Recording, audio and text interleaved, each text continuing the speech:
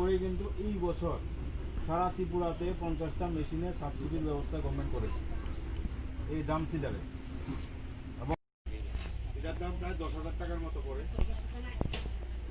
আর গত বছর পর্যন্ত এই মেশিন আজকের প্রোগ্রাম অ্যাকচুয়ালি এখানে আমরা ড্রাম সিডার ইন্ট্রোডাকশন করার জন্য এখানে এসেছি।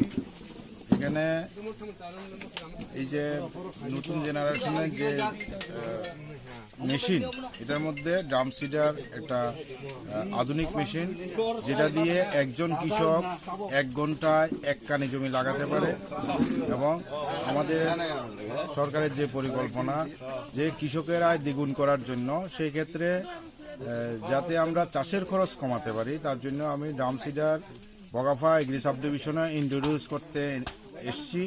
এবং কিছুদিনের মধ্যেই যখন কৃষকদের দেখাবো, ওদের পছন্দ হবে মেশিনগুলো, যেটাতে একজন লোক 1 ঘন্টায় 1 কানি জমি লাগাতে পারে এবং কৃষকের চাষের ক্ষেত্রে অনেক সাশ্রয় হবে।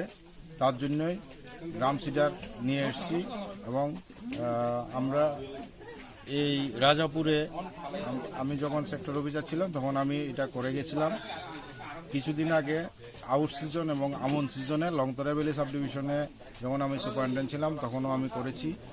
এবং সরকারের কাছে আমি আবেদন রেখেছিলাম এটা সাবসিডির ব্যবস্থা করার জন্য।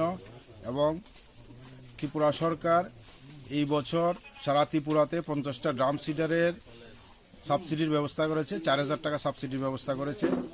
এবং এখন ত্রিপুরার বিভিন্ন জায়গাতে এই ড্রাম সিডার নতুনভাবে কৃষকের হাতে এসে পৌঁছবে এবং এটা কৃষকের ভীষণ উপকারে লাগবে, এটা আমার বিশ্বাস। নমস্কার।